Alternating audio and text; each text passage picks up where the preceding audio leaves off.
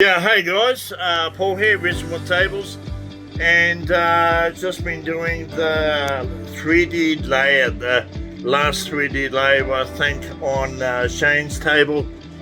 And if you don't know Shayne is this beautiful man down here in the pink shirt, and I'm not going to comment.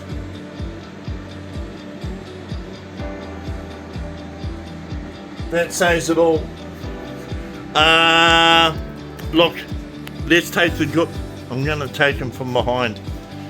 No, I'm not serious. Oh, baby, it's so hot. Read that. Just pause the video and read that. Really, really funny t-shirt. Hey, you've got a great t-shirt. I absolutely love your t-shirt. Almost love your t-shirt as much as I'm loving your table. So. Guys, we're just doing another 3D layer through here. It's looking absolutely stunning. Coming down here. Photos and videos really just don't do it enough justice. But this is going to be an epic piece once it's finished. In the corner here we've got a bit of a pond. Once that comes out of the mould, it's big bull-nosed and shaped. It's going to look absolutely freaking amazing. Got a bubbling pond coming up here with turquoises, pigments that have been half mixed or only had a very small amount of powders and paste added, so we can get desired effects like interference colours. As you can see here, it looks like the current's flowing down here to the waterfall, and we'll have some white water in there tomorrow. And then on the other slab, which is like a big beach shore, you could say, it's going to have little pockets and little ponds of blue in there, so it's bringing the central river back over into the slab. And then the outside slab has got all this really funky detail. So coming over to the main man, with all of my clients that can, I like to get them, excuse me, sorry about that. All of my clients I like to get them down and try to get them involved and participate. And then by doing that, you have a deeper connection with the table or the piece, and it makes it just, I think it makes it more important, or like more belonging in the family home, yeah? So what do you think of the process so far? We're on the back of it now, so just a bit of deep casting, a few other bits and bobs to do. What's your thought? Like I've said, Paul, I really appreciated being involved in this. From dropping off the slabs to planing them, sanding them, putting them in the mould, just that whole journey, and now we're to here. We're in the last part of the journey. Yeah, the last half, like just a little bit of water effects and deep casting. And then we get into the planing and sanding, and then I'll go over to Ray shop for finishing and detailing. But I think it's also been good. We've done some experiments with different colours. Yes, that's right. Didn't quite work. Some didn't work, and then others worked, and now we've come up with this look. Yeah. And I'm happy with it. Yeah, so am I. So yeah. I'm very excited. Very excited. I get very excited when I see you in pink, brother. Just a bit of Kiwi humour for you guys out there. Most Kiwis will get it.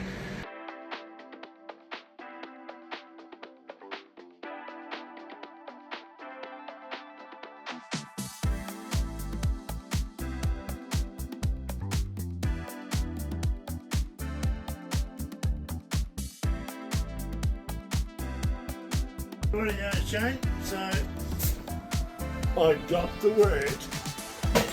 I had to forefinger I just got back from up north, brother. I was supposed to be away for 10 days.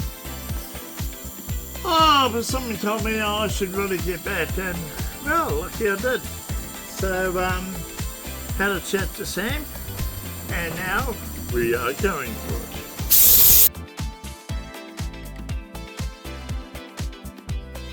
Okay, Shane, me old mate, it's not here today, for obvious reasons.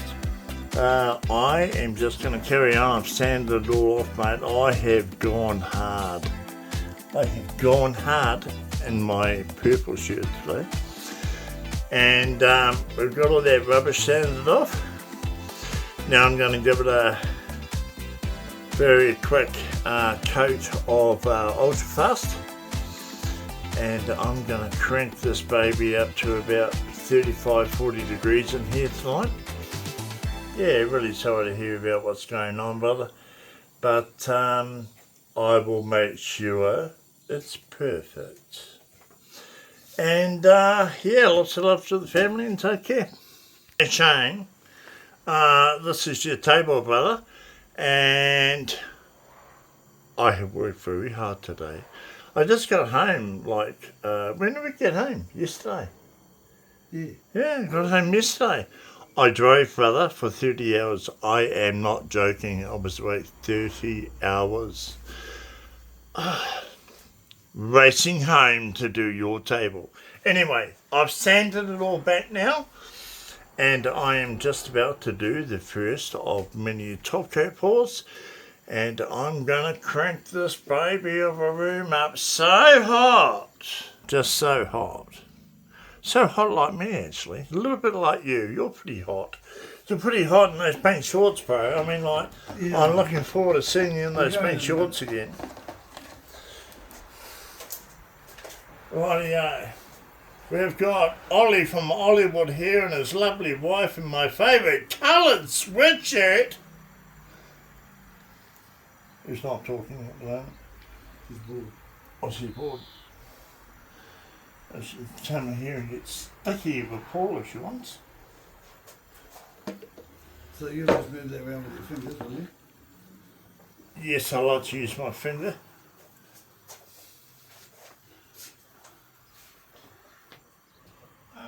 You're going to be putting heaps of this on. So is that all you mix up at a time? No more? No. I'm going to do another batch now, brother. On another 1.5. And then I'll spread this out, see how it's looking. And I'll most likely just leave it at that. I am expecting the timber to blow some more bubbles again.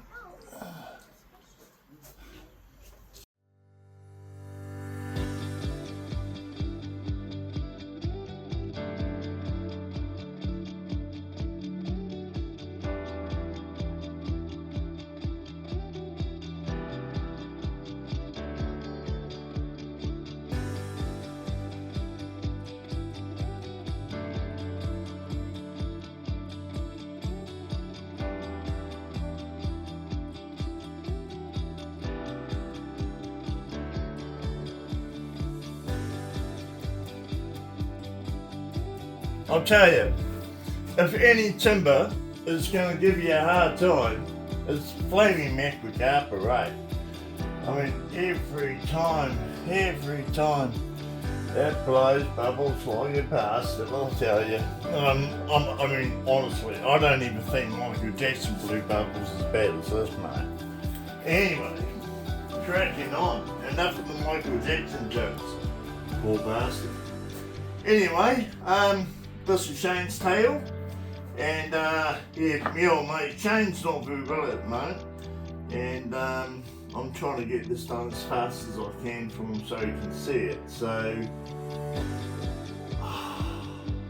really speaking, in all honesty, I should be taking this out of the mould and planing it, because it's out like it. But time is not better, right? Come on my side.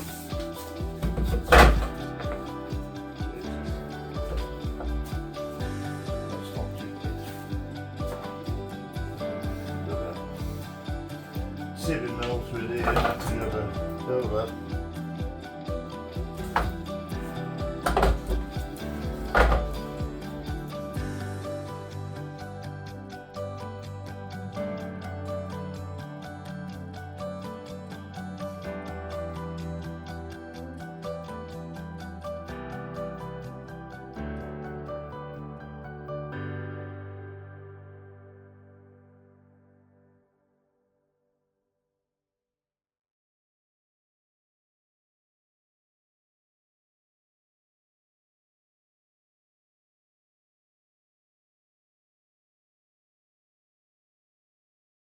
Rightio, Auntie Joe.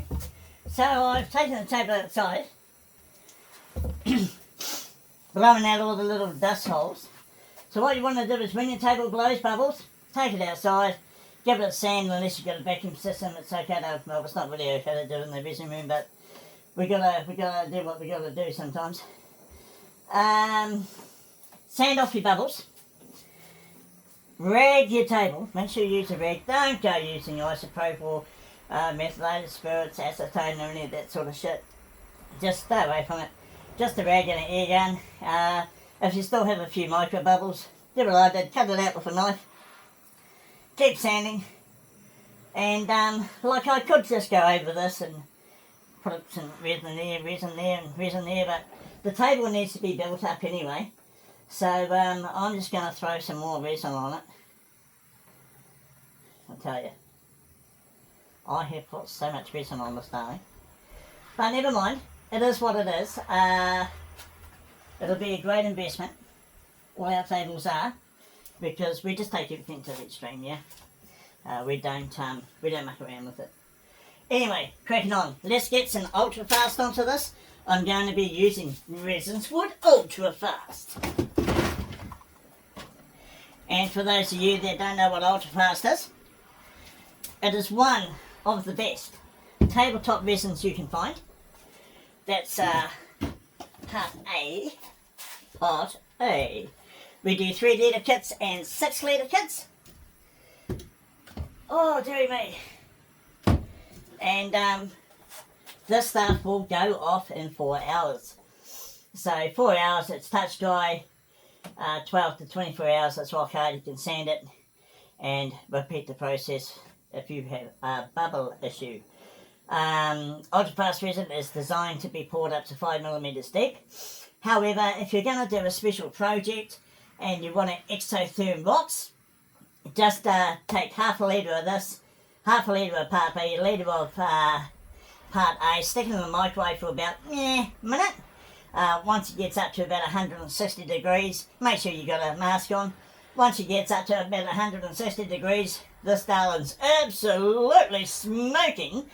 And then you drop it into a bucket of iced water and watch it crack, split and explode. And then you can use a chisel even more, break it up into small pieces. That's how I do my lava rocks, as well as how I do icebergs and stuff. Really cool stuff like that. Anyway, ultra fast. Sorry about the noise. Ultra fast. Jaw 90D is the hardest resin you can possibly get. It has the highest amount of UV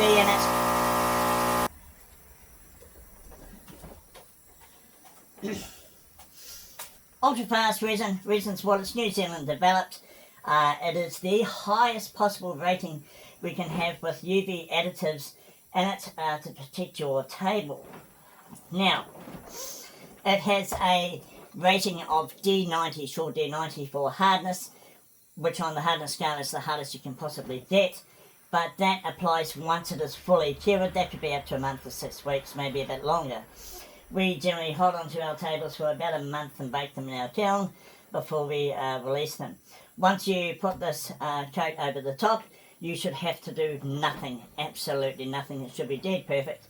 As long as your resin room is heated, and we've found 27.5 has been the ultimate temperature, but for boards and everything else, I've poured this stuff at like 18 degrees, mate, and you know, it's come out good. It might be the odd little blemish that I polish out, or if I'm doing a hybrid coat, a hybrid table, it's generally just not a worry.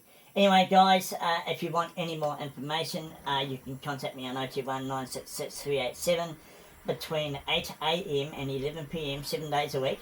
I guarantee you, you won't find another resin company out there. Well, I don't think you'll find any company, mate, seriously, that'll give you the service that you'll get when you purchase products from Resinzwood and Passion Art. Anyway, cracking on, enough of the blurbing. Rightio. First one I'm just going to drop straight down the guts.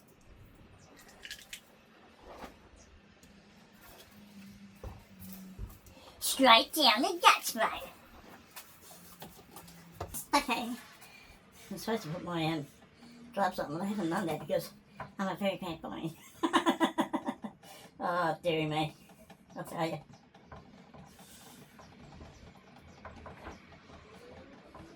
I think my brain injury I suffered from after my doctor's huge mistake cutting the aorta had severely damaged my sense of humour. Yeah, I think it's done something to my creativeness as well, because even though I was a chef, I can never see myself crafting some of the tripped out tables I've done. And one of the tables I've got, which is what the camera's actually sitting on, is a very, very, very expensive coffee table that would make your eyes water. But we'll be onto that as soon as we get this one out.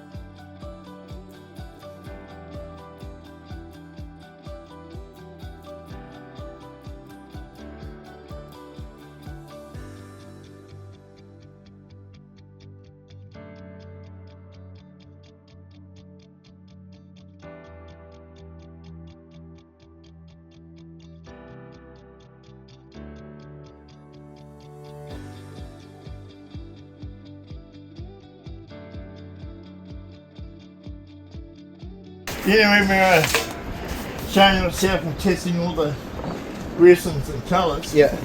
he used like, I don't know, you used about 4 litres, I think, of resin, and like 7 different colours before he worked out what he wanted. And he said, you know what? And I said, what? And he said, my brother-in-law, Sam, he's really cool. And I said, why is that? And he said, well, he told me to tell you that all the test resin and all the testing colours and that, just stick it on his day. No worries. That'd be right.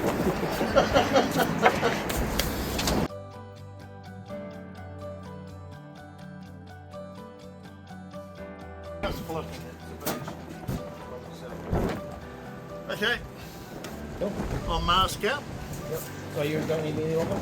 No, mate. All right, buddy. Thanks, Not mate. unless you want to do all the grinding and get covered in dust and shit. Mate, I was covered in dust this morning. Yeah. Okay, Shane, so what I'd normally do with a bottom, mate, is plane off the bottom. But since we've done a very thin layer of black in effect, so I don't want to go distorting it or damaging it. So I'm just going to grind off the clear stuff, give it a bit of a skim through the middle, and then tape it up and pour your bottom black, because I wanted to have a nice flat bottom, brother.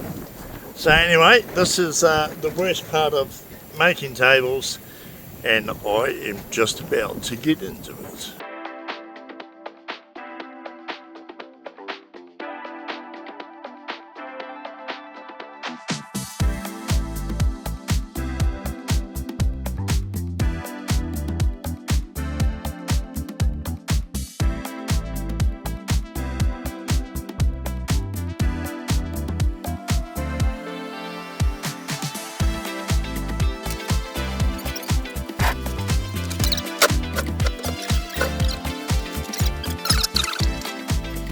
gents, I'm just trialing this tape, and if it performs how it's supposed to, then 300 rolls of it will hit you.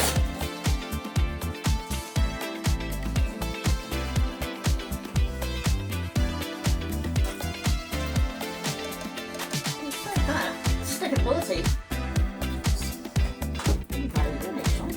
New to resin and stuff, please do not put your resin in the microwave oven. Chances are you will eat stuff in it. Okay, you can see I've got 2 containers up here. Hopefully you can see that. Because I'm doing 2 mixes.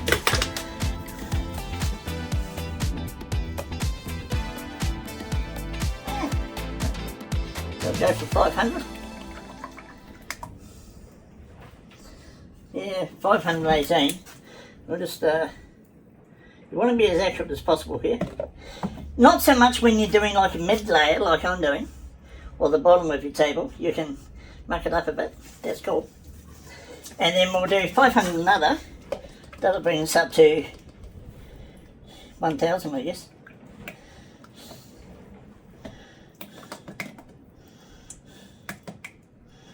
$999. Okay, so now possums, we're going to add our resin. So this will bring us up to 1,500 grams. 1,560. No, so it's 1,000. Oh no, I've got to go to 2,000, don't I? Because silly Paul. 1,902. So I've gone to 2,037. Now, when you're doing a flood coat with ultra fast resin, what I want you to do is when you go like 500 and 1,000, just your 1,500, I want you to put in another 30 grams of resin. Now the reason I say that is it just seems to just work a bit better. We seem to get a better finish. So please just put in another 30 grams. So if I take that bad boy off there, that should leave me with, that's about close. So we'll put that back on because it's throwing things out a bit somehow. So that's 2,038, and we want to take that up to 3,060. Okay, so now we've got our resin there. I just put the resin onto the table for my next demonstration.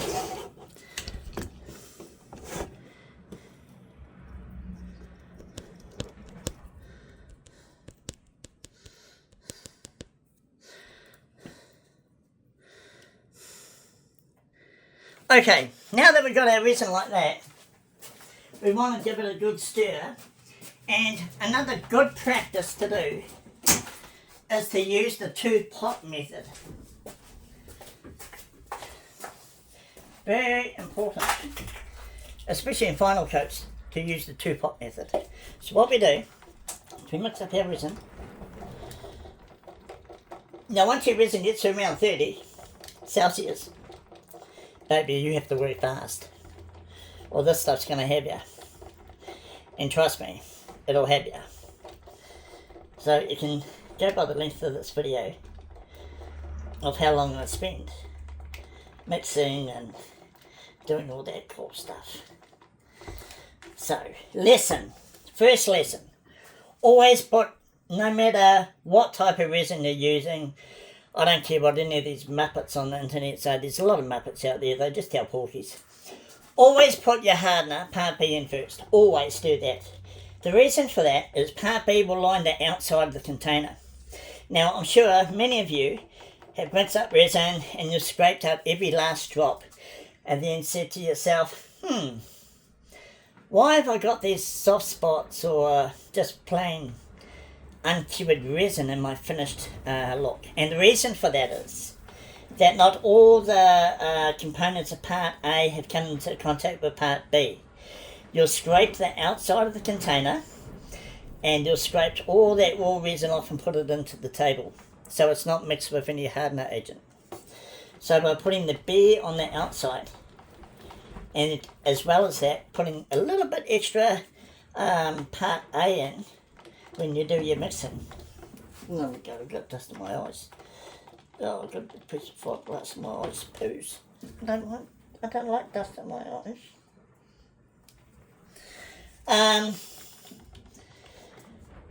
Oh yeah, lost track of thought there. Always put part B in first. That lines the sides of the container and it ensures that all of part A comes into contact with part B. You won't have any troubles at all. That is a tip from the Resinzwood guru. God, should never use that hashtag, but never mind, anyway. So once we've given it a good mix, we pour it from container A into container B, and as we're pouring it, we're looking into this window here to make sure it's not streaky. Okay? Now, if it's not streaky, you know that your resin, it's getting warm, your resin has been mixed to perfection. So that's how you mix resin, guys and girls, ladies.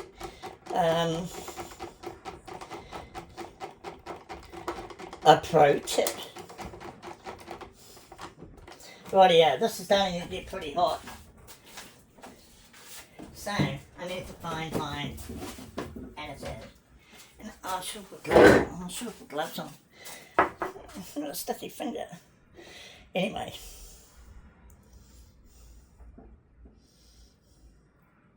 Yeah, about that much. This black paste I make here in good old Christchurch. Oh,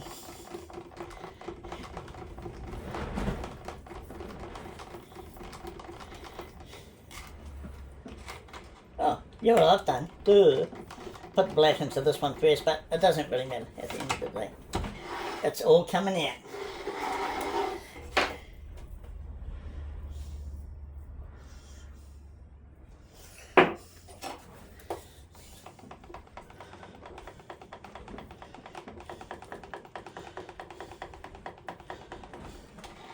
This table is sucking more resin than a parched lizard in the desert. I am kidding you not.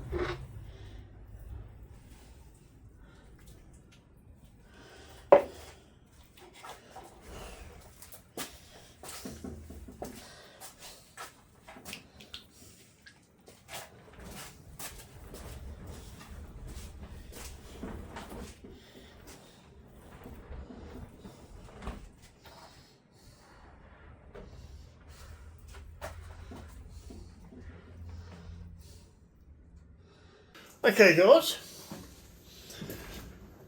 I have just put 3 lanterns of ultra fast resin on my man Shayne's table.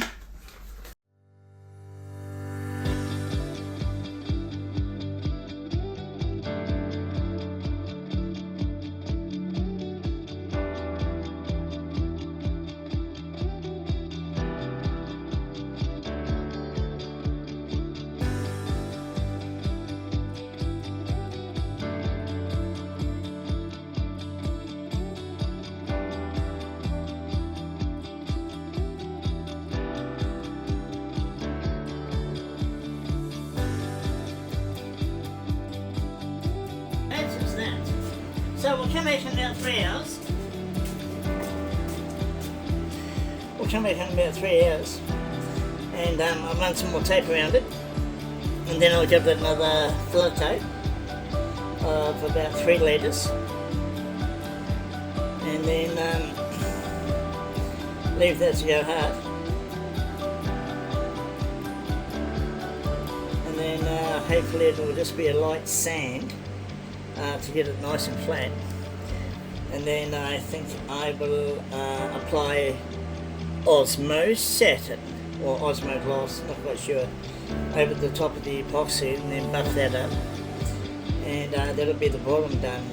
Put the insert screws in where the table frame's going to go. And yeah, happy days. Happy days. Anyway guys, I've got to go and pack some deliveries that have got to go out. Mary Walker's prize, a couple of other prizes for other people, get those packed and get those on their way so they can get it tomorrow. And then what? I might even cut this video. Who knows? I'll cut a video out of this video. But you mostly won't know that I've cut a video out of this video because you won't hear me talking about cutting a video out of this video. Do you know what I'm saying? Anyway, that's where we're at.